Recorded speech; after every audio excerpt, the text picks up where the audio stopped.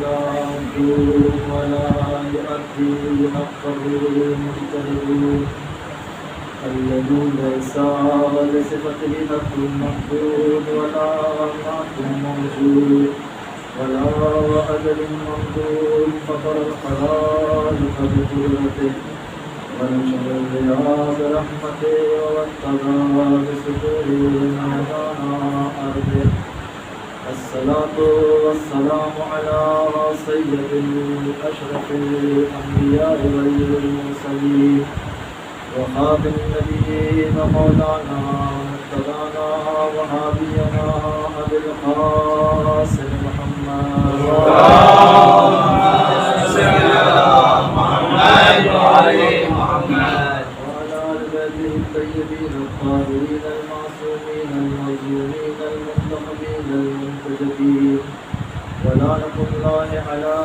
آبائهم أجمعين من ليلنا هذا إلى قيام يوم الدين.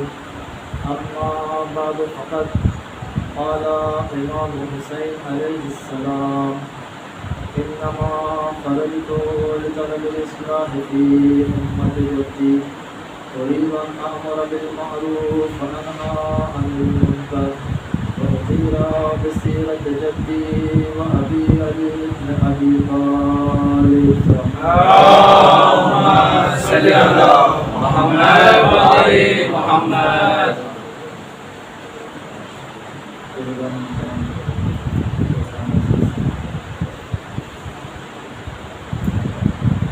پہلے ہم قرآن شکرگزار ہیں کہ اللہ نے ہمیں توفیق عطا کی کہ آج ہم فرش اعظم میں موجود ہیں اور یہ سعادت بخشی کہ اہل بیت علیہ السلام کی شان میں اور ان کے کچھ بیانات کو اپنے ٹوٹی پھوٹی زبان کے ساتھ اور اپنے شکستہ قدموں کے ساتھ آپ کے دل میں حاجت تک پہنچا سکتے. میں نے جس حدیث کریمہ کو آپ کے سامنے پیش کیا یہ مولا امام حسین علیہ السلام کا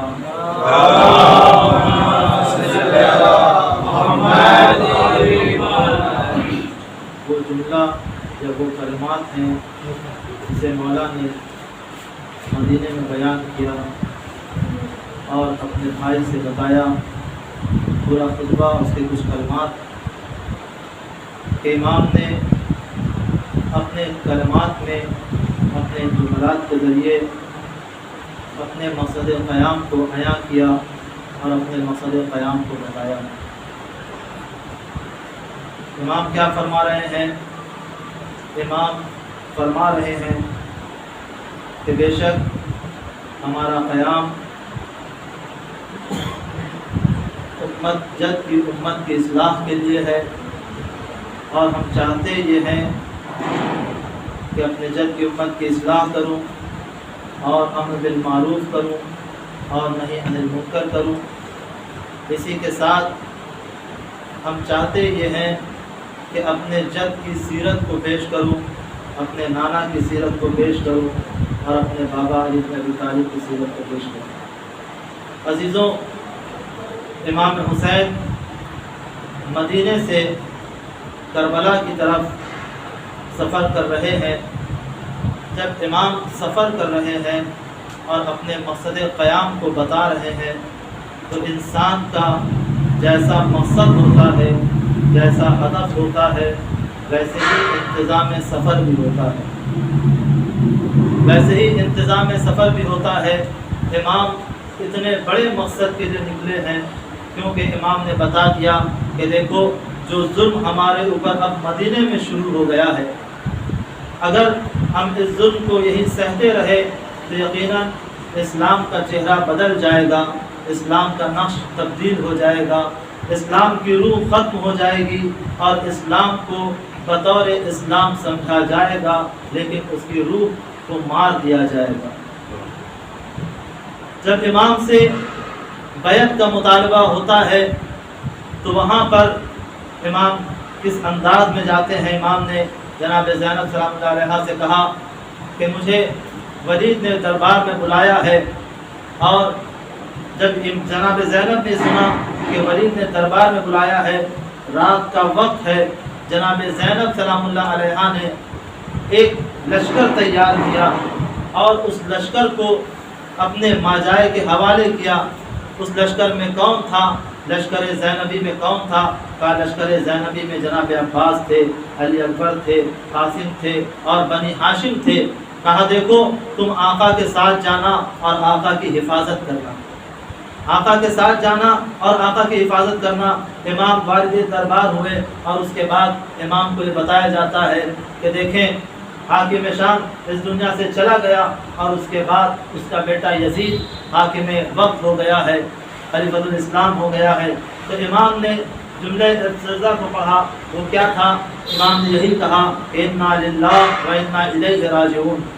کیا امام اس کے لیے کہتے انا للہ و انا الیہ راجعون کہ جس نے ان کے بابا پہ ظلم کیا تھا، کہ جس کی سازش سے امام حسن کو قتل کیا گیا تھا اور جس کی وجہ سے خود امام حسین علیہ السلام سے بیعت دی جا رہی تھی؟ کہا نہیں، امام کا جملہ یہ جملہ استرضاء اس لیے تھا کہ امام نے جب یہ سنا کہ اب اسلام کا والی و وارث اسے بنایا جا رہا ہے کہ جو شراب خور ہے، جو بدکار ہے، جو جانوروں سے کھیلنے والا ہے، جو اسلام کی شکل کو بدل دینے والا ہے، جو ظالم ہے، جو نفس محرمہ کا قاتل ہے، ان تمام صفات کو مولا امام حسین بیان کرتے کرتے یہی کہتے ہیں کہ مثلی لا یبایع مثلا، مجھ جیسا اس جیسے کی بیعت نہیں کر سکتا۔ تو پہلا انا للہ و انا الیہ راجعون امام نے کسی اور کے لیے نہیں پڑھا تھا بلکہ خود اس اسلام کے لیے پڑھا تھا کہ جب ایسا اسلام ایسے کے ہاتھوں میں جائے گا تو وہاں پہ انا للہ ہی پڑھا جائے گا، وہاں پر انا للہ ہی پڑھا جائے گا اسلام کے لیے۔ اس کے بعد امام بنی ہاشم کے اس لشکر کو دروازے کے باہر روکتے ہیں کہ دیکھو میں جا رہا ہوں اور میں گفتگو کرتا ہوں، لیکن جب میری آواز بلند ہو تو تم دربار کے اندر داخل ہو جانا۔ ولید نے کہا کہ دیکھیے آپ سے بیعت کا مطالبہ ہے، آپ بیعت کر لیں۔ امام حسین علیہ السلام نے کہا کہ رات کا وقت ہے، رات کے سناٹے میں، رات کی تاریکی میں کون سی بیعت ہوتی ہے؟ صبح نمودار ہونے دو، مسجد میں آؤ، پھر ہم وہاں بتاتے ہیں کہ ہمارا بیعت کے بارے میں کیا خیال ہے، ہمارا بیعت کے بارے میں کیا خیال ہے۔ اس کے بعد امام چاہتے ہیں کہ واپس بیت الشرف کی طرف چلیں۔ ایک مرتبہ مروان کہتا ہے اے ولید دیکھ اس موقع کو ہاتھ سے نہ جانے دے، اگر حسین بیعت نہیں کرتے ہیں تو ان کے سر کو تن سے جدا کر دے۔ یہ سننا تھا کہ امام حسین نے کہا اے نیلگوں آنکھوں والے کے بیٹے، اے نیلگوں آنکھوں والے کے بیٹے، کس کی مجال ہے جو مجھ سے بیعت لے لے۔ جیسے ہی امام کی آواز بلند ہوئی اولہ من کسر الباب فہو عباس، جو سب سے پہلے دروازہ توڑ کے داخل ہوا تھا وہ عباس تھے، وہ عباس تھے۔ ہاتھوں میں تلوار لیے ہوئے بنی ہاشم کا وہ لشکر سامنے آ گیا اور امام کو اپنے حلقے میں لے لیا۔ اس کے بعد امام بیت الشرف میں تشریف لے آئے۔ آنے کے بعد امام فرماتے ہیں اے بہن زینب اب مدینہ ہمارے رہنے کے قابل نہیں رہا۔ امام رخت سفر باندھ رہے ہیں، لیکن اسی مدینے میں بہت سارے نامور افراد تھے، وہ افراد موجود تھے کہ جن کا اسلام میں، مذہب میں بہت ہی زیادہ اثر و رسوخ تھا، جو بزرگان کی اولادوں میں سے کہلائے جاتے تھے۔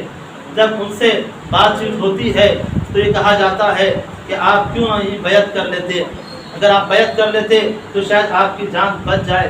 بہت سے افراد ایسے تھے جیسے ابن زبیر، اس نے جب یہ سنا کہ اب بیعت دی جا رہی ہے تو فوراً مدینے کو چھوڑ دیا۔ اور اسی طریقے سے بہت سارے بزرگان نے بہت سارے مشورے دیے کہ آپ کہیں، کسی نے کہا کہ آپ عراق نہ جائیں، کسی نے کہا آپ بیعت کر لیں، پھر کسی نے کہا کہ آپ خواتین کو کیوں لے جا رہے ہیں، کسی نے کہا کہ آپ بچوں کو کیوں لے جا رہے ہیں۔ لیکن امام بتا رہے ہیں کہ دیکھو ہمارا مقصد کیا ہے، ہمارا ہدف کیا ہے، ہم جسے لے جا رہے ہیں ان کے اندر کچھ خاصیتیں ہیں، ان کے اندر کچھ خصوصیتیں ہیں۔ جب وہ خصوصیتیں پائی جائیں گی تب وہ ہمارے ساتھ آئیں گے، جب وہ خصوصیتیں پائی جائیں گی تب وہ ہمارے ساتھ آئیں گے۔ تو امام اپنے اس مختصر سے لشکر کو لے کر مدینے سے چلے ہیں۔ بہت سے افراد مدینے تک آئے اور اس کے بعد چلے گئے۔ بہت سے افراد مکہ میں موجود تھے، طواف خانہ کعبہ کر رہے تھے اور نجات کی کشتی بغل سے گزر رہی تھی، لیکن نجات کی کشتی پر سوار نہیں ہوئے، طواف خانہ کعبہ کرتے رہے۔ یقیناً ایسا طواف کوئی معنی نہیں رکھتا جب انسان نجات کی کشتی پہ سوار نہ ہو جائے۔ ایسا سجدہ بلا معنی ہے، ایسے سجدے کی کوئی معنی نہیں ہے کہ جب انسان امام کی اطاعت نہ کر رہا ہو۔ ایسی عبادت کی کوئی معنی نہیں ہے کہ جب انسان امام کی گفتگو کو سن نہ رہا ہو اور اس پہ عمل نہ کر رہا ہو۔ تو امام اسی طریقے سے اپنے سفر کو آمادہ کر رہے ہیں اور اپنے سفر کو جاری کر رہے ہیں، لیکن امام کے ساتھ جو افراد آئے تھے تو اس کا مطلب یہ ہے کہ ان کے اندر کچھ خاص خصوصیتیں تھیں کہ جو امام لے کر آئے تھے۔ کچھ افراد مدینے سے چلے تھے، کچھ افراد کوفے سے آئے تھے اور کچھ افراد راستے میں ساتھ ہو گئے تھے۔ کچھ افراد راستے میں ساتھ ہو گئے تھے۔ بہت سارے رشتہ دار تھے مدینے میں لیکن انہیں چھوڑ کر آئے۔ بہت سارے دوست احباب ملے راستے میں لیکن انہیں چھوڑ دیا۔ بہت سے لوگوں نے آنے کا وعدہ کیا اور کربلا تک نہیں پہنچ سکے۔ کربلا تک نہیں پہنچ سکے۔ کیوں نہیں پہنچ سکے؟ دیکھیں وہ خصوصیتیں کیا ہیں۔ وہ خصوصیتیں چند خصوصیتیں ہیں جن میں سے ایک یہ بیان کیا جاتا ہے، جہاں پر قرآن نے یہ اعلان کیا کہ قرآن نے 3 جگہوں پہ استعمال کیا یسارعون، یعنی وہ تیزی کرتے ہیں۔ کس چیز میں تیزی کرتے ہیں؟ کہا یسارعون فی الخیرات، وہ نیک کاموں میں، وہ بہتر کاموں میں تیزی کرتے ہیں۔ دوسرا یسارعون کہاں پہ آیا؟ کہا یسارعون فی الکفر، کچھ افراد ایسے ہیں جو کفر کو حاصل کرنے میں تیزی کرتے ہیں۔ تیسرا یسارعون آیا کہ یسارعون فی الاسم والعدوان، کہ کچھ افراد ایسے ہیں کہ جو گناہوں کو انجام دینے میں جلدی کرتے ہیں۔ تو یہ 3 چیزیں، 3 صفتیں بیان کی گئی انسان کے بارے میں۔ اب دیکھیں بشریت میں یہ 3 چیزیں جب آ گئی، ایک ہے یسارعون فی الخیرات، یعنی وہ تیزی کرتے ہیں کس چیز میں؟ عمل خیر میں تیزی کرتے ہیں۔ وَأُولَٰئِكَ لَهُمْ سَابِقُونَ، اور جو عمل خیر میں تیزی کرتے ہیں وہ سبقت حاصل کر لیتے ہیں دوسروں پر۔ وہ سبقت حاصل کر لیتے ہیں دوسروں پر، یعنی انسان کے اندر جب خیر کی صفت آتی ہے تو وہ دوسروں پر سبقت حاصل کر لیتے ہیں، وہ دوسروں پر سبقت حاصل کر لیتے ہیں۔ تو عزیزو اس کا مطلب کیا ہے؟ اس کا مطلب یہی ہے کہ ہم نے دیکھا امام کے ساتھ ایسے افراد تھے کہ جن کے اندر یسارعون فی الخیرات کی صفت پائی جا رہی تھی۔ یسارعون فی الخیرات کی صفت پائی جا رہی تھی۔ کیا دیکھا گیا؟ کربلا کے میدان میں وہ افراد آئے اور آنے کے بعد دیکھا ایک عبداللہ اور ایک عبداللہ ابن غفار، دونوں بھائی تھے۔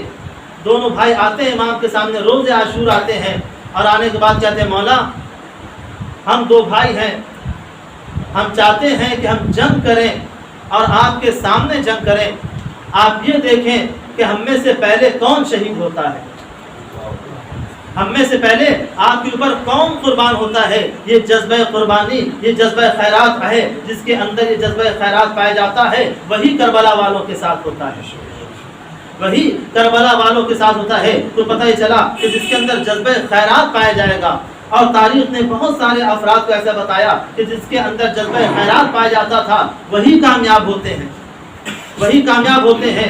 آپ نے خود سنا ہوگا کہ جب مولا کائنات نے 2 لباس لیا، ایک لباس سستا تھا، ایک لباس مہنگا تھا۔ سستے لباس کو اپنے لیے رکھ لیا اور جو مہنگا لباس تھا وہ جناب پیغمبر کو ہدیے میں دے دیا۔ کہا مولا آپ حاکم وقت ہے، آپ مولا ہیں، آپ آقا ہیں، مہنگا لباس آپ پہنے، سستا لباس اپنے غلام کو دے دیں۔ تو مولا کہتے ہیں نہیں، تم جوان ہو، میں اب جوانی کے حد سے گزر چکا ہوں، بہرحال یہ تمہارے لیے ہے اور یہ ہمارے لیے ہے۔ اسے کہتے ہیں یسارعون فی الخیرات، یعنی انسان خیر میں سبقت کرے۔ پھر یہ کہا دیکھا گیا کہ جب جناب جعفر ابن ابی طالب 8 سال کے بعد حبش، جسے حبشہ بھی کہا جاتا ہے، افریقہ سے لوٹے، اور لوٹنے کے بعد جب رسول اللہ سے ملاقات کرتے ہیں اور رسول اللہ کہتے ہیں کہ تم نے اسلام کی تبلیغ کی ہے، اسلام کو وہاں پھیلایا ہے، تو صحیح میں چاہتا ہوں تمہیں کچھ انعامات دوں اور اسی کے انعامات کے ساتھ میں چاہتا ہوں ایک چیز یہ ہے کہ میں چاہتا ہوں کہ ایک نماز کے لیے تمہیں بتاؤں، ایک نماز ہے جس کی تعلیم تمہیں دوں، اب تم بتاؤ تمہیں انعامات چاہیے یا وہ نماز کی تعلیم چاہیے؟ انعامات چاہیے یا نماز کی تعلیم چاہیے؟ جناب جعفر ابن ابی طالب کہتے ہیں یا رسول اللہ بہتر ہمارے لیے یہی ہے کہ آپ اس نماز کی تعلیم مجھے دے دیں، اس نماز کی تعلیم مجھے دے دیں۔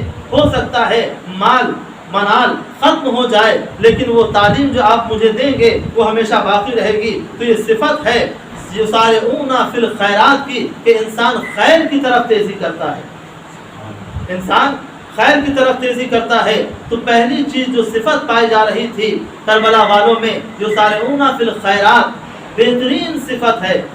تو ہم دیکھیں کہ جہاں پر مولا نے اپنے ساتھ جن افراد کو لیا ہے وہ افراد کون تھے جن کے اندر یہ صفت پائی جا رہی تھی کہ ہر خیر ان میں پایا جاتا تھا، اور سب سے بہترین خیر یہ تھا کہ وہ محض اطاعت امام میں تھے، محض اطاعت امام میں تھے۔ جہاں یہ خیریت پائی جائے گی وہیں پہ انسان کو کامیابی حاصل ہوگی۔ ہم یہی کہتے ہیں یا لیتنی کنت معکم فافوز معک، اے امام کاش ہم آپ کے ساتھ ہوتے اور کامیاب ہو جاتے، کاش ہم آپ کے ساتھ ہوتے اور کامیاب ہو جاتے۔ یقیناً ہماری کامیابی کس میں ہے؟ ہماری کامیابی اس میں ہے کہ ہم کربلا والوں کے ساتھ ہو جائیں۔ کربلا والوں نے بتایا کہ دیکھو اگر ہمارے ساتھ ہونا ہے تو تمہارے اندر صفت خیر آنا چاہیے، اور وہ صفت خیر ایسی ہو کہ تم نیک کاموں میں جلدی کرو، نیک کاموں میں جلدی کرو۔ ہماری زندگی یہ ہے کہ ہم ہر کام میں اچھائی چاہتے ہیں، جس مرحلے پہ ہوں جس موڑ پہ ہوں ہم یہی چاہتے ہیں کہ ہمارے تک جو چیز پہنچ رہی ہے وہ اچھی پہنچے، وہ اچھی پہنچے۔ اگر ہم تعلیم حاصل کرنا چاہتے ہیں تو ہم یہ چاہتے ہیں کہ اچھی سے اچھی تعلیم حاصل کریں، اگر ہم بزنس کرنا چاہتے ہیں تو یہی چاہتے ہیں کہ بہترین بزنس کریں، اگر ہم کہیں نوکری کرنا چاہ رہے ہیں تو ہم یہی چاہتے ہیں کہ بہترین نوکری ہمیں مل جائے۔ کچھ بھی ہم چاہیں ہمیں یہ ہمارا ارادہ یہ ہوتا ہے، ہمارا منشا یہ ہوتا ہے کہ وہ ہر چیز بہترین ہو۔ اگر ہم شادی کرنا چاہتے ہیں تو یہی چاہتے ہیں کہ ہمارا ہمسر بھی بہترین ہو، ہر چیز میں ہم خیر چاہتے ہیں، لیکن ہم یہ دیکھیں کہ ہم اپنے دین میں کتنا خیر چاہتے ہیں، ہم اپنے دین میں کتنا خیر چاہتے ہیں۔ اگر اذان ہو رہی ہے تو ہو سکتا ہے کہ ہم نے نماز پڑھ لی، جماعت ہو رہی ہے تو خیر یہ ہے کہ ہم جماعت میں شریک ہو جائیں۔ اگر کسی مددگار، اگر کسی محتاج کو ہم نے دیکھا ہمارے پاس اتنا پیسہ ہے کہ ہم اس کی مدد کر سکتے ہیں، لیکن ایسے وقت میں شیطان ہاتھ کو روک لیتا ہے۔ ہم مدد کر سکتے ہیں لیکن مدد کرنے میں ہم اپنے آپ کو روک لیتے ہیں، ہم جلدی نہیں کرتے کیونکہ ہمارے اندر وہ خیر کی صفت نہیں ہے۔ تو چاہے دین میں ہم دیکھیں جتنے بھی صفات کو خیر کو بیان کیا گیا ہے، اگر ہم ان صفات خیر میں جلدی کریں گے اور جلدی سے اس عمل کو انجام دے دیں گے تو یقیناً ہمارے اندر بھی وہ صفت آئے گی جو کربلا والوں کے اندر تھی، جو کربلا والوں کے اندر تھی۔ تو سب سے پہلی چیز تھی صفت خیر۔ صفت خیر کہاں ہوتی ہے؟ جہاں پر کفر نہیں ہوتا، جہاں پر گناہ نہیں ہوتا، جہاں پر نسیان نہیں ہوتا، جہاں پر ہذیان نہیں ہوتا، وہاں پر صرف اور صرف صفت خیر ہوتی ہے، صرف اور صرف صفت خیر ہوتی ہے۔ جہاں اس کے بعد قرآن نے یہ کہا یسارعون فی الکفر، بہت سے افراد ایسے ہیں کہ جن کے اندر یہ صفت پائی جاتی ہے کہ وہ کفر کی طرف تیزی سے بڑھتے ہیں، وہ کفر کی طرف تیزی سے بڑھتے ہیں۔ چھٹے امام جعفر صادق علیہ السلام کے زمانے میں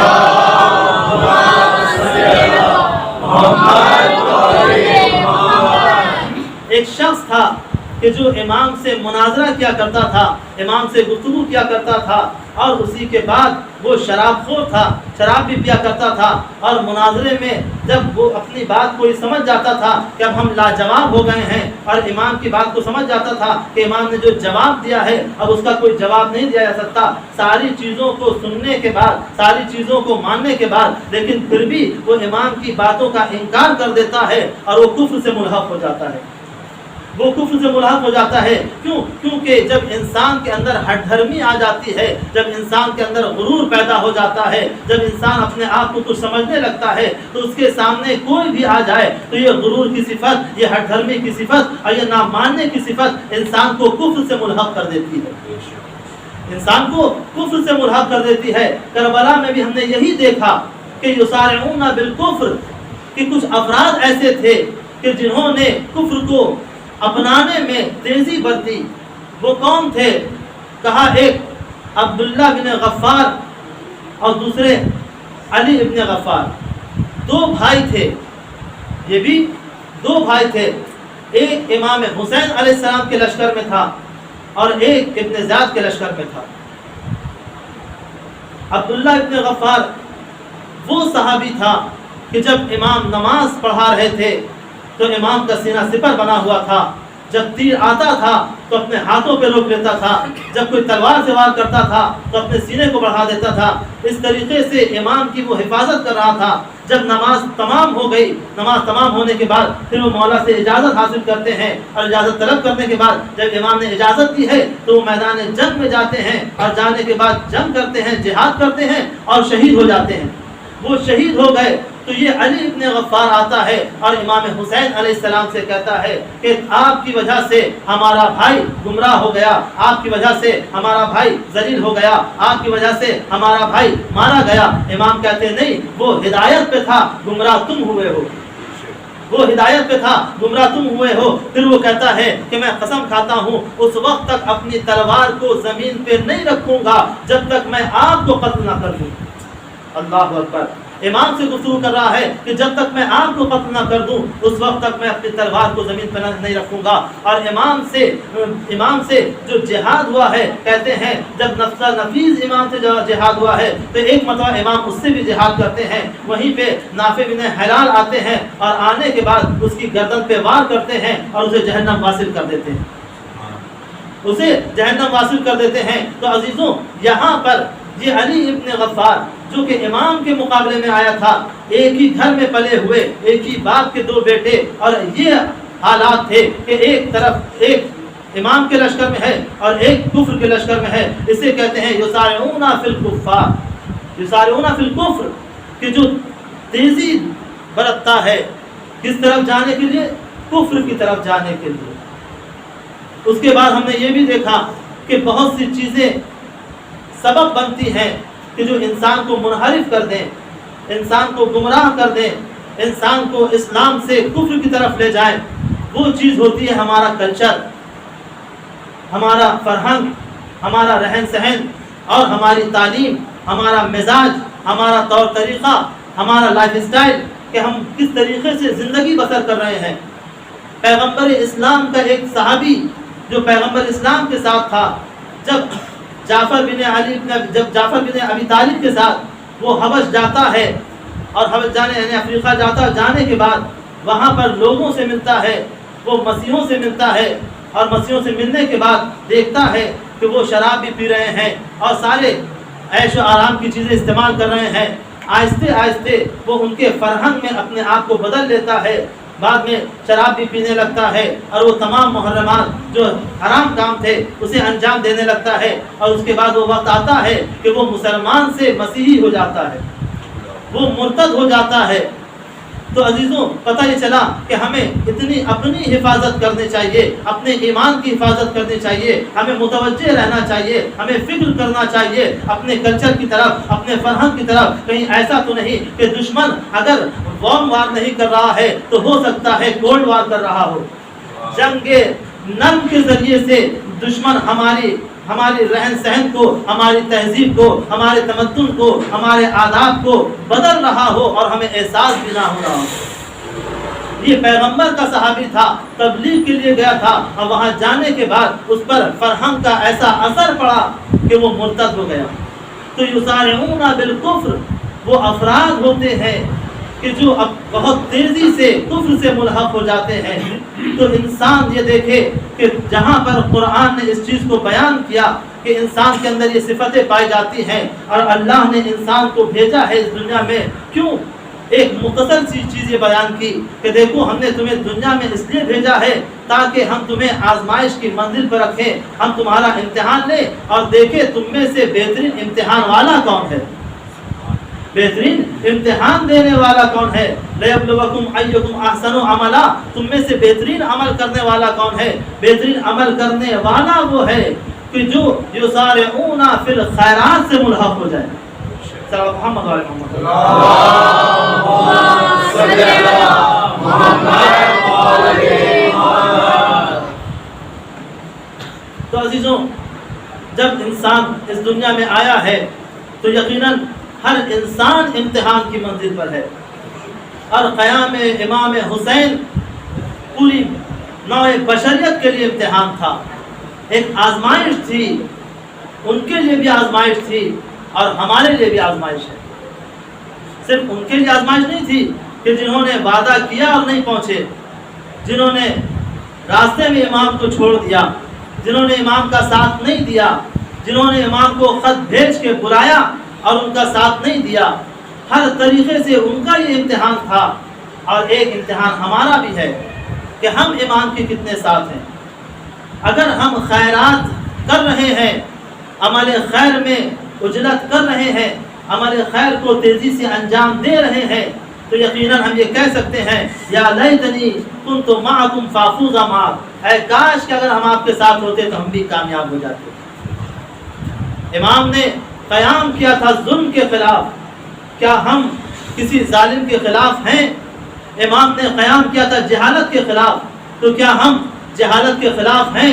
امام نے قیام کیا تھا تمام بدکاری کے خلاف، تو کیا ہم بدکاری کے خلاف ہیں؟ اگر ہم اپنے آپ کو ان تمام چیزوں کے خلاف دیکھ رہے ہیں تو یقیناً ہم دل سے یہ کہہ سکتے ہیں یا لیتنی کنت معکم، کیا کاش ہم آپ کے ساتھ ہوتے. کیا ہماری طرز زندگی ایسی ہے؟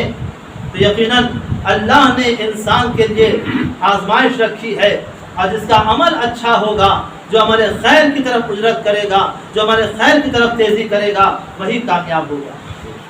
جب یہ دنیا ہے، دنیا کیا ہے؟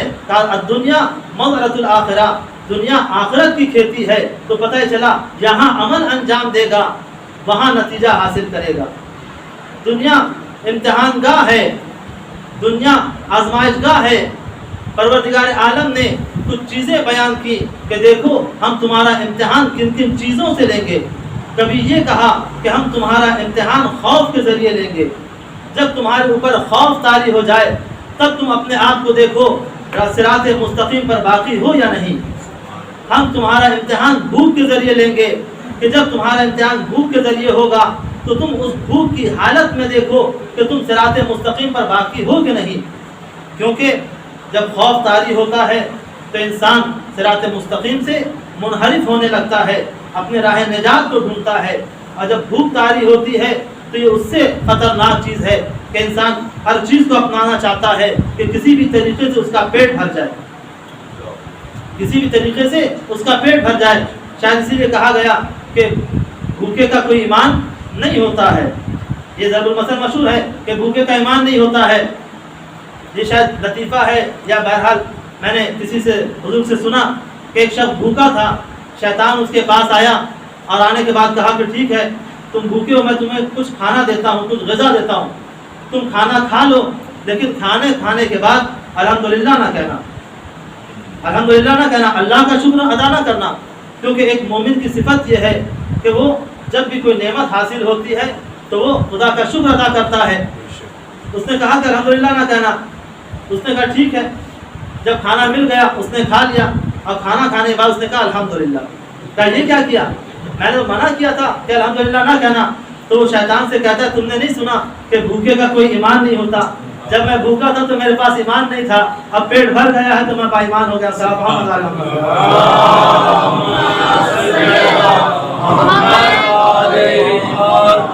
تو عزیزوں، بھوک سے انسان کا امتحان ہوتا ہے. اور بھوک فقیری جسے اسلام میں کبھی مانا گیا ہے، الفقر موت الاکبر، فقیری سب سے بڑی موت ہے. اسلام نے کبھی بھی دولت کمانے سے منع نہیں کیا، کبھی بھی دولت کمانے سے منع نہیں کیا، عیش و آرام سے منع نہیں کیا. جب کسی نے کہا جناب بولودانہ کے لیے، جب ہارون رشید نے پوچھا کہ بتاؤ سب سے اچھی چیزیں کیا ہیں، تو بہت ہی بزرگ وہاں پہ جو موجود تھے دربار میں، وہ کہتے ہیں انسان کے لیے بہتر یہ ہے کہ انسان کم کھائے، کم سوئے، کم بولے. یہ بیان کر دیا گیا اور اس بات کو مان لیا گیا کہ ہاں انسان کو کم کھانا چاہیے، کم سونا چاہیے، کم بولنا چاہیے۔ اگرچہ ہمیں بھی کچھ حد تک یہ بات صحیح لگ رہی ہے، لیکن وہاں پر بولودانہ موجود تھے، ہم بولود دیوانہ نہیں کہہ سکتے، کیونکہ وہ ایک بزرگ عالم دین تھے، فقیہ تھے۔ جب وہاں پہ وہ موجود تھے، انہوں نے کہا یہ سب غلط کہہ رہے ہیں، یہ سب غلط کہہ رہے ہیں، نہ کم کھانا چاہیے، نہ کم بولنا چاہیے، نہ کم سونا چاہیے، ایسا نہیں ہے۔ انسان کھائے، جم کے کھائے، جسے اپنی زبان میں کہا جائے کہ جم کے کھائے انسان، لیکن اس طریقے سے کھائے کہ پہلے دیکھ لے کہ اس کے کوئی پڑوس میں بھوکا تو نہیں سو رہا ہے، اس کے ذمے کوئی حقوق العباد تو نہیں ہے، بندوں کا کوئی حق تو باقی نہیں ہے۔ اگر اس نے بندوں کے حق کو ادا کر دیا ہے اور بھوکوں کو کھانا کھلا دیا ہے تو چاہے جتنا کھائے۔ پھر جناب بولودانہ کہتے ہیں کہ انسان سوئے اور اچھے سے سوئے، لیکن اس ارادے کے ساتھ سوئے، اس عزم کے ساتھ سوئے کہ اس سے کوئی حقوق اللہ تو باقی نہیں رہ گیا ہے، کوئی اللہ کا حق تو اس کے ذمے نہیں ہے، وہ سارے حق کو ادا کر دے، اور ادا کرنے کے بعد پھر جتنا چاہے سوئے۔ پھر وہ کہتے ہیں کہ انسان بولے چاہے جتنا بولے، لیکن یہ دیکھے جو بول رہا ہے اس میں حکمت پائی جاتی ہے کہ نہیں، اور جو بول رہا ہے اس سے خدا راضی ہے کہ نہیں۔ اگر خدا راضی ہے تو چاہے جتنا بولے خاموش نہ رہے۔ تو عزیزوں، یہی کہا جاتا ہے، کبھی کبھی کچھ چیزیں ایسی بیان کر دی جاتی ہیں، ہم یہ سمجھتے ہیں کہ یہی صحیح ہے، لیکن جب در اہل بیت سے وہ چیز ہمیں حاصل ہوتی ہے تو پتہ ہی چلا جو نظریات بیان کیے جاتے ہیں وہ در اہل بیت سے الگ ہٹ کے بیان کیے جاتے ہیں، وہ خدا کی مرضی سے الگ ہٹ کے بیان کیے جاتے ہیں۔ لیکن جب انہی نظریات کو کوئی ایسا عالم بولتا ہے، جب کوئی ایسا فقیہ بولتا ہے جس کا تعلق در اہل بیت سے ہوتا ہے، تو اس کی حقیقت ہمیں معلوم ہوتی ہے۔ سلام محمد و علی محمد۔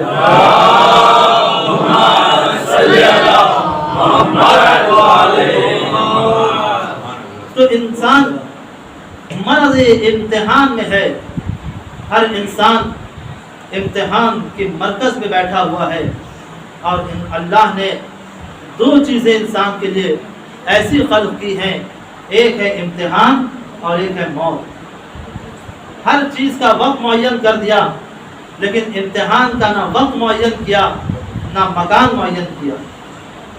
اسی طرح موت ہے، نہ وقت بتایا نہ مکان بتایا۔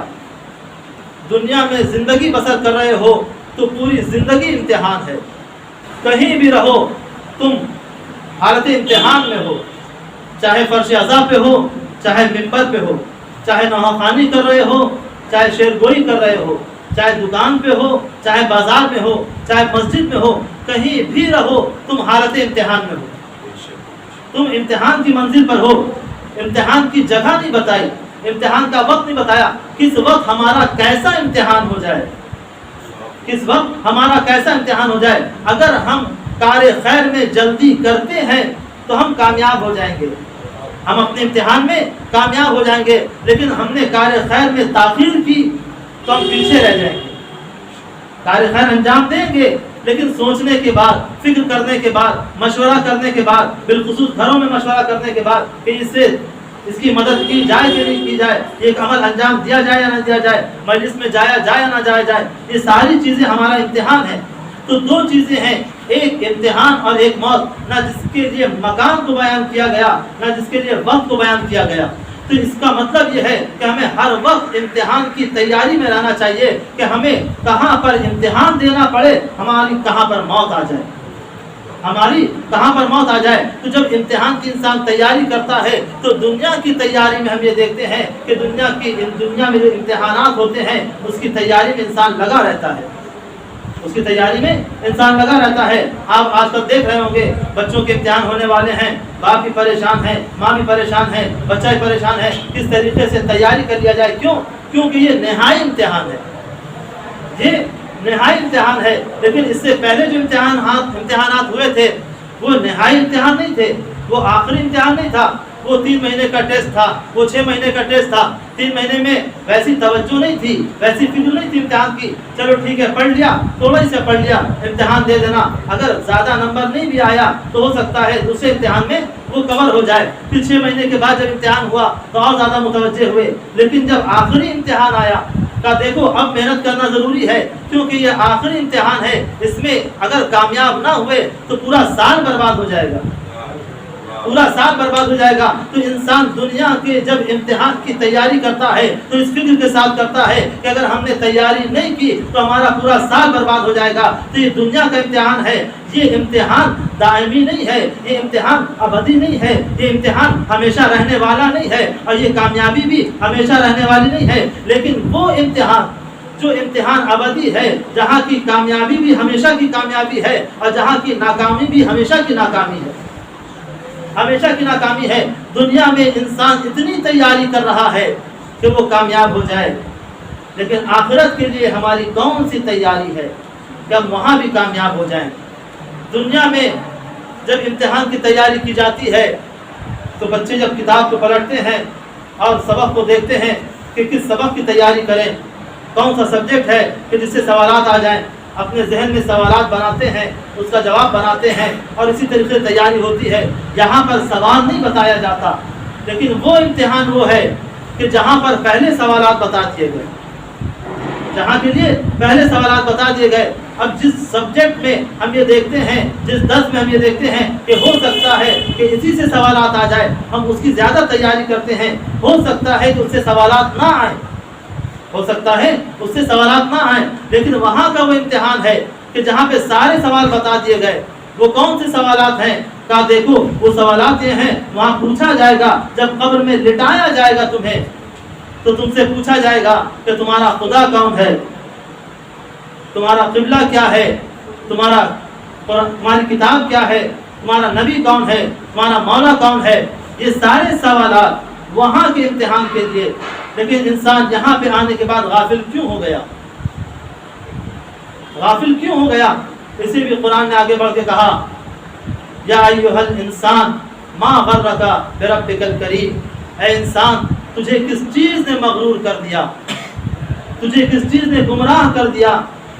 اب مغرور اور غرور کیا ہے؟ کہتے ہیں غرور کے اصل معنی یہ ہیں کہ انسان اپنے آپ کو دھوکہ دیتا ہے, انسان اپنے آپ کو دھوکہ دیتا ہے. قرآن نے یہی کہا کہ ہم نے خلق فسواک, ہم نے سب کو برابر خلق کیا, اور جب سب کو برابر خلق کیا تو پھر خدا نے بتایا کہ ہم نے تمہیں راہ ہدایت کی طرف رہنمائی بھی کر دی کہ دیکھو راہ ہدایت کیا ہے.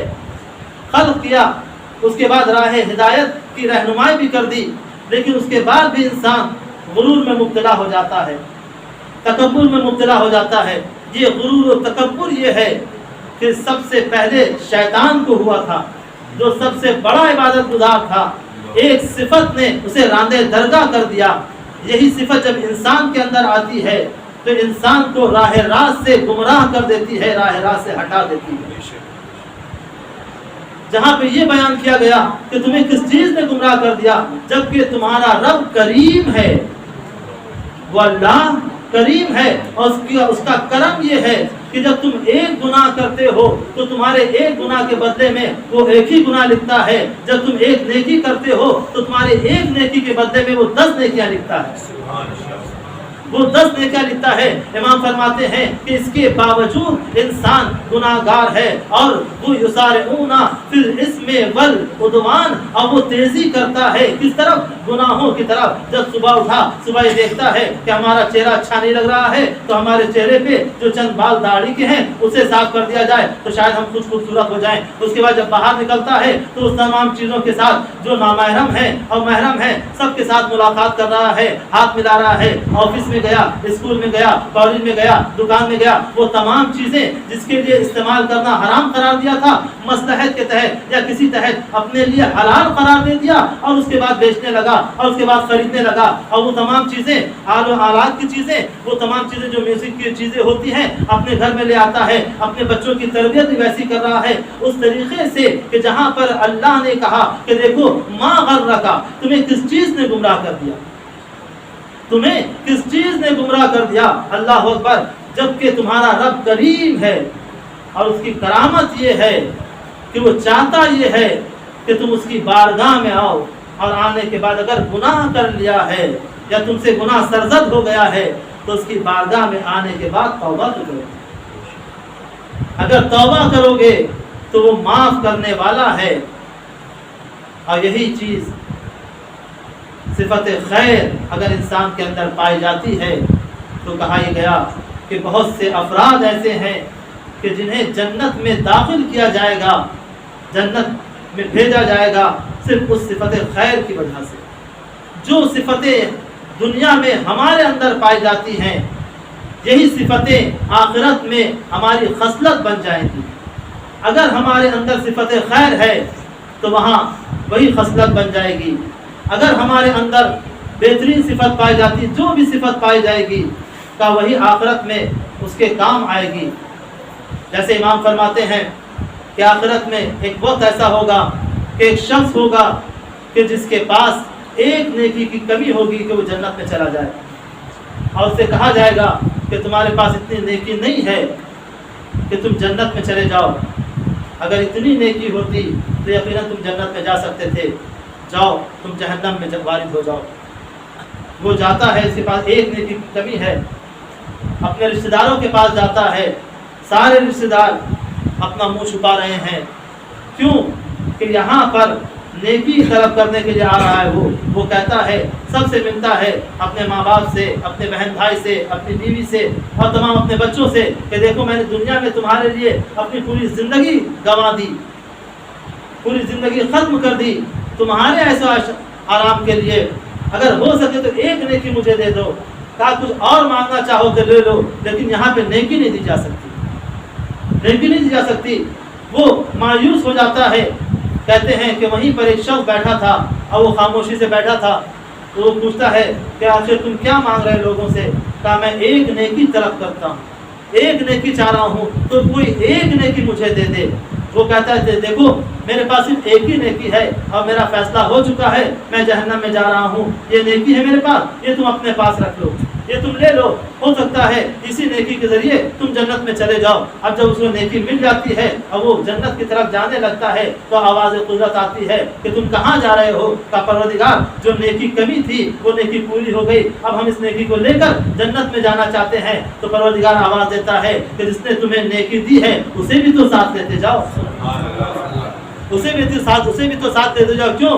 ان اللہ یحب المحسنین، خدا احسان کرنے والوں کو دوست رکھتا ہے، خدا احسان کرنے والوں کو دوست رکھتا ہے، کیونکہ اس شخص کی صفت یہ تھی دنیا میں کہ وہ دنیا میں نیکی کیا کرتا تھا، لوگوں پہ احسان کیا کرتا تھا، جو اس کی صفت تھی وہی اس کی وہاں خصلت بن گئی، وہی اس کی وہاں خصلت بن گئی، جو خصلت بن گئی وہی ایک نیکی اس کی وہاں پہ کام آ گئی کہ جو صفت خیر کی طرف اجلت کرتا ہے۔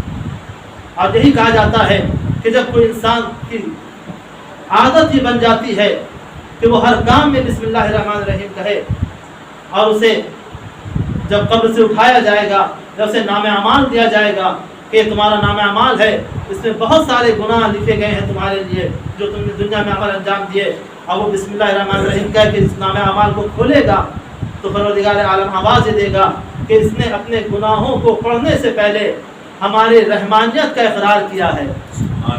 جب ہماری رحمانیت کا اقرار کیا ہے تو ہمارا رحم یہ ہے کہ اس کے گناہ کو معاف کر دیے جائیں۔ تو عزیزوں یہ صفت خیر ہے جو ہم دنیا کے اندر اختیار کریں گے تو ہمارے آخرت میں کام آئے گا۔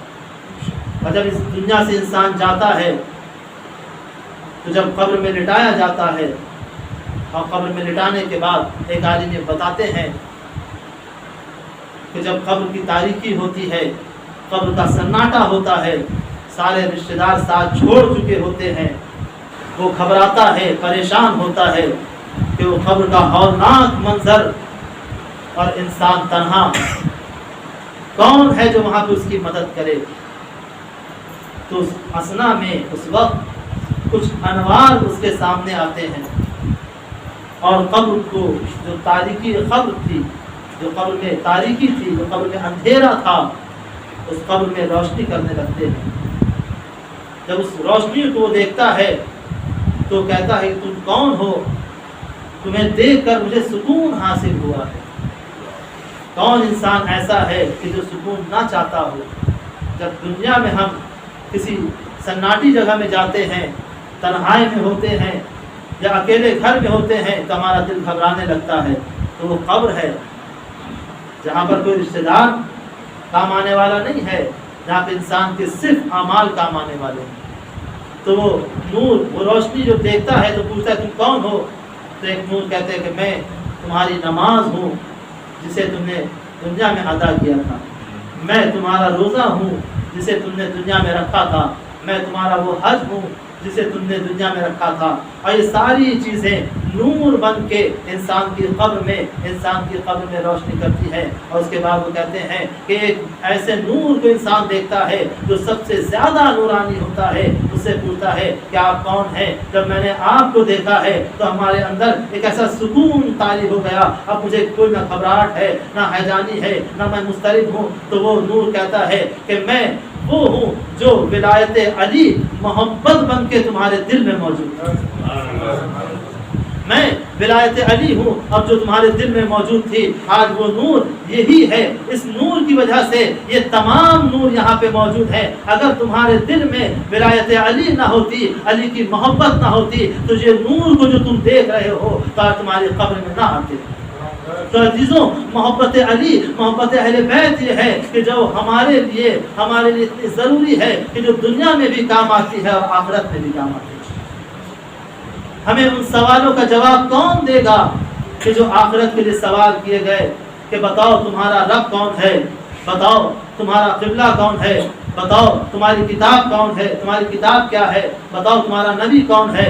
یقیناً وہی انسان کامیاب ہو سکتا ہے جو ان سوالوں کا مکمل جواب رکھتا ہو، اور جو ان سوالوں کا مکمل جواب رکھتا ہوگا وہی یہ فکر کر سکتا ہے، وہی یہ سوچ سکتا ہے کہ ہمارے پاس ان سوالوں کا مکمل جواب ہے۔ تو ہم نے دنیا میں کسی کو نہیں دیکھا کہ کوئی جو دنیا سے جا رہا ہو اور یہ کہہ رہا ہو کہ میں دنیا سے کامیاب جا رہا ہوں، سوائے مولا کائنات کے۔ جب مولا کائنات کو ضرورت لگی ہے تو مولا کائنات نے یہی کہا، فزتو برب الکعبہ، رب کعبہ کی قسم میں کامیاب ہو گیا، رب کعبہ کی قسم میں کامیاب ہو گیا۔ کیوں؟ کیونکہ اگر علی سے سوال کیا جائے گا کہ بتاؤ کہ تمہارا خدا کون ہے، تو علی بتائیں گے تم ہم سے پوچھتے ہو کہ میرا خدا کون ہے، تم ہماری حیات کی ابتدا کو دیکھو، ہماری حیات کی انتہا کو دیکھو۔ ابتدا کو دیکھو گے تو بیت اللہ نظر آئے گا، انتہا کو دیکھو گے تو بیت اللہ نظر آئے گا۔ ہم اللہ کے گھر سے آئے تھے اور اللہ کے گھر سے جا رہے ہیں۔ ہم نے ہماری پوری حیات میں اللہ جو اللہ تھا وہی اللہ رہا۔ وہ اور ہوں گے کہ جن کی حیات میں 40 سال تک خدا کوئی اور تھا، 40 سال تک اللہ کوئی اور تھا۔ وہ خود بھی اللہ کو بناتے تھے اور ان چیزوں سے بناتے تھے جو چیزیں کھا لی جاتی تھی، وہ اپنے اللہ کو بناتے بھی تھے، اور بنانے کے بعد جب بھوک لگتی تھی تو کھا بھی لیا کرتے تھے۔ دور جاہلیت کو جب آپ پڑھیں گے اور آپ نے ذاکروں سے سنا ہوگا کہ بہت سارے بزرگ اسلام میں پائے جاتے تھے کہ جنہوں نے اسلام کو قبول کیا کہ وہ اپنے اللہ کو بناتے تھے اور بھوک لگتی تھی تو کھا لیتے تھے، لیکن ذات والا صفات علی وہ ہے کہ ابتدا میں جو خدا تھا وہی انتہا میں خدا ہے۔ جب سوال یہ کیا جائے گا کہ تمہارا نبی کون ہے تو یہ کہا جائے گا کہ تم علی کے لیے نبی کی بات کرتے ہو کہ علی کی تربیت ہی آغوش نبی میں ہوئی ہے، جو ہمیشہ نبی کا سایہ بن کے رہا ہے۔ تم نے تو نبی پر ایمان بھی لیا ہے اور ایمان لانے کے بعد تم نے شک بھی کیا۔ وہ اور ہیں جو نبی پر ایمان بھی لاتے ہیں اور ایمان لانے کے بعد شک بھی کرتے ہیں، لیکن علی وہ ہیں جو نبی کہہ دیتے ہیں اسے صدیق اور سچا مان لیتے ہیں۔ صاحب محمد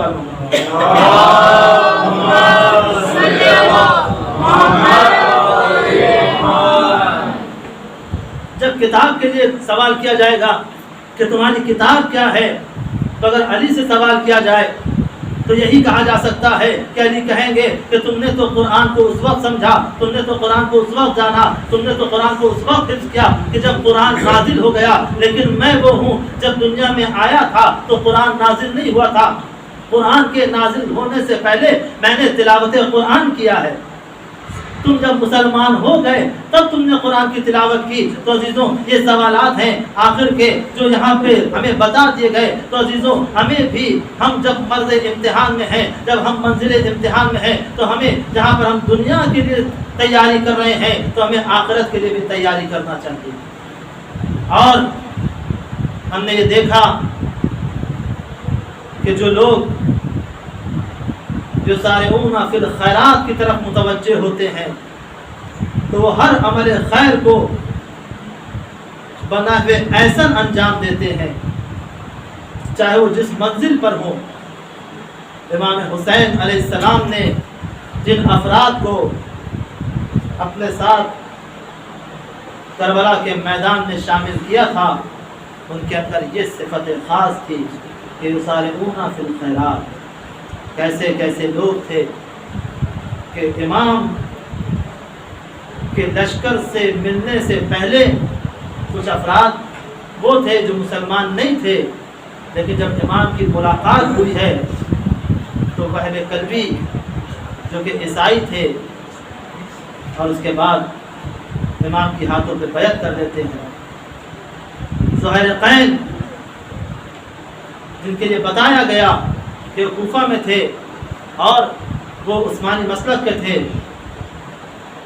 لیکن جب امام حسین سے ملحق ہوتے ہیں تو کس طریقے سے امام کے اوپر اپنی جان کو فدا کرتے ہوئے نظر آتے ہیں۔ امام جس قافلے کو لے کے چلے تھے، ہر فرد کے اندر یسارعون فی الخیرات کا جذبہ پایا جاتا تھا، چاہے وہ بوڑھا ہو، چاہے وہ جوان ہو، چاہے وہ مرد ہو، چاہے وہ عورت ہو۔ یسارعون فی الخیرات۔ پوری کربلا گزر گئی، اتنے مظالم ڈھائے گئے، لیکن کسی نے آج تک یہ نہیں بیان کیا، کسی نے آج تک یہ نہیں لکھا کہ کسی ایک بچے نے بھی یہ کہا ہو کہ ہم یزید کی بیعت کے لیے تیار ہیں، ہم یزید کی بیعت کے لیے تیار ہیں۔ اس مظالم دور میں، اس حالات میں وہ تمام چیزوں کو مد نظر رکھا جا رہا تھا کہ جو اسلام کے خلاف تھی، جو شریعت کے خلاف تھا۔ جب کسی نے صدقات پھینکے کوفے کے بازار میں تو جناب زینب، جناب ام کلثوم نے یہ کہہ کے لوٹا دیا کہ ہم آل رسول ہیں، ہم پہ صدقہ حرام ہے۔ یہ بتایا جا رہا ہے کہ دیکھو خیر کسے کہتے ہیں، اور جنگ کربلا جو جہاد اور جو قربانیاں ہیں، یقیناً ہمارے اندر اگر خیر کا جذبہ پیدا نہ کریں تو یہ ہماری کمی ہے۔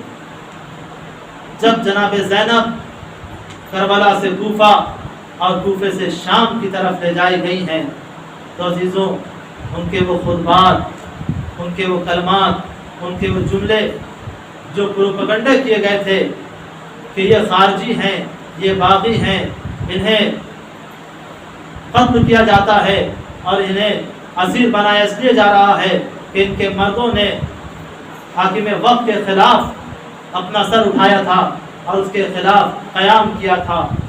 لیکن جب جناب زینب کوفے سے شام گئی ہیں، جب کوفے سے شام گئی، وہاں پہ یہی کہا جا رہا تھا یہ باغی ہیں، یہ خارجی ہیں، یہ لعنتی ہیں، اور نہ جانے کس کس طریقے سے ان پر مظالم ڈھائے جا رہے تھے، ظلم کیا جا رہا تھا۔ لیکن وہ ذوات مقدسہ جو وہاں موجود تھی، انہوں نے اپنے کردار سے بتا دیا کہ جب یہ قافلہ شام سے واپس مدینے کے لیے تیار ہوا ہے کہ جو کل تک خارجی کہہ رہے تھے، آج وہی نمازی کہہ رہے ہیں، آج وہی مسلح کا غازی کہہ رہے ہیں کہ یہ خارجی نہیں ہے بلکہ یہ نمازی ہیں، یہ کوئی اور نہیں ہے، یہ اولاد رسول میں سے ہیں۔ کل جو تماشائی بن کر آئے تھے، آج وہ سوگوار بنے ہوئے ہیں۔ کل جو رنگ برنگی لباس پہن کر آئے تھے، آج وہ سیاہ لباس پہنے ہوئے ہیں۔ کیوں؟ کیونکہ یہ ایسے ذوات مقدسہ ہیں، یہ اہل حرم ہیں جو خیر کی طرف دعوت دیتے ہیں۔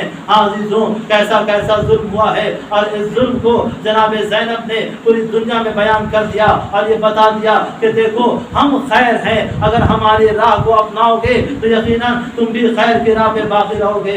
آزاداروں، یہ ایام عزا ختم ہو رہا ہے، ہماری جو عبادتیں مختصر سی عبادتیں ہیں، یہ ناقص عبادتیں ہیں، ہم یہی کہیں گے اے زہرا ہم حق گریہ ادا نہ کر سکے، اے زہرا ہم حق ماتم ادا نہ کر سکے، اے زہرا ہم آپ کے لال کا غم نہ منا سکے، اے زہرا ہم سے جو غلطیاں ہوئی ہیں انہیں معاف کر دیں۔ آزاداروں، جناب زینب اب شام سے مدینے کی طرف جا رہی ہیں۔ اللہ اللہ، جیسے ہی شام سے مدینے کی طرف گئی، اس لیے کہا جاتا ہے اور یہ لکھا گیا جیسے ہی دیوار مدینہ کو دیکھا، جناب سید سجاد کہتے ہیں اے پھوپھی اماں، اے پھوپھی اماں، شہر مدینہ मदीना आ गया, फूफी अम्मा मदीना आ गया। ज़ैनब कहती हैं ऐ मेरे लाल क्या यही मदीना है? कहा हाँ फूफी अम्मा यही मदीना है। कहा मैं तो मदीने के बाहर की खबर नहीं रखती हूँ। अल्लाह अल्लाह। उसके बाद ये कहा गया ऐ सैयद सज्जाद मैं चाहती हूँ कि सबसे पहले नाना की कब्र पे जाऊँ। आज़ादारों जनाब ज़ैनब ने क्यों कहा मैं चाहती हूँ कि नाना की कब्र पे जाऊँ? जनाब ज़ैनब बताना चाहती हैं कि देखो मैं नाना को ये पैगाम दे दूँ, ऐ नाना मैं नाना माजाए ने जो आलम तिफली में वादा किया था उस वादे को पूरा कर दिया। ऐ नाना हम आपके पैगाम को पूरी दुनिया तक पहुंचा के आए हैं। आज़ादारों जैसे ही जनाब सैयद सज्जाद ने सुना तो भी अम्मा नाना के मज़ार पे जाना चाहती है। एक मरतबा कहा पहले पर्दे का इंतजाम किया जाए। हाँ हाँ अब सैयद सज्जाद कह सकते हैं कि मेरी फूफी के लिए पर्दे का इंतजाम किया जाए। अल्लाह अकबर। जब जनाब सैयद सज्जाद से कोई सवाल करता था मौला आपको सबसे ज्यादा अज़ियत कहाँ हुई, सबसे ज्यादा मज़ालिम आप पर कहाँ ढाए गए, तो जनाब सैयद सज्जाद करबला नहीं बयान करते थे कि मेरा बाबा प्यासा शहीद किया गया, मेरे भाई अली अकबर के सीने पे नजर की नहीं लगी, मेरे अली असगर के गले पे तीर लगा। नहीं तमाम मज़ालिम हुए लेकिन किसी को बयान नहीं करते थे। एक मरतबा एक सांस लेते थे और कहते थे, एक आह भरते थे और कहते थे अशाम अशाम अशाम, और इसी को हमेशा याद करके गिरिया करते थे। आज़ादारों पर्दे का इंतजाम किया गया। जनाब ज़ैनब नाना के मज़ार पे आई, इस अंदाज से आती है एक छोटी सी गठरी पास में है और आने के बाद दोनों हाथों को दरवाजे पे टेक दिया। ऐ नाना ज़ैनब आपकी नवाज़ी आ गई। ऐ नाना आपका हुसैन मारा गया। ऐ नाना आपकी उम्मत ने उसे प्यासा शहीद कर डाला। अल्लाह अल्लाह। ये तमाम मसाइल को बयान करते करते एक मरतबा जनाब ज़ैनब कहती है ऐ नाना ये कुछ तोहफे हैं करबला के। आज़ादारों जब कोई करबला से आता है तो हम यही कहते हैं कि हमारे लिए करबला से क्या हदिया लाए हो, और वो हदिया जब लेके आता है तो वहाँ की खाक की शिफा होती है, कुछ तस्बीह होती है या सिजदा होती है या कफन होता है। लेकिन जब ज़ैनब करबला से आई थी तो वो कैसा हदिया था, वो कैसा तोहफा था। नाना ये चादरें बीवियों की है जो जली हुई भी है, जो फटी हुई भी है। अल्लाह अकबर। एक मरतबा एक कुर्ता निकाला, कहा नाना या आपके नामा से हुसैन का कुर्ता है जो कुर्ता तीरों से छलनी है, जिस पे तलवार के निशान है, जिस पे खून के छींटे हैं। और ये कहते हुए जैसे ही नाना की कब्र पे डाला, कब्र लर्जी।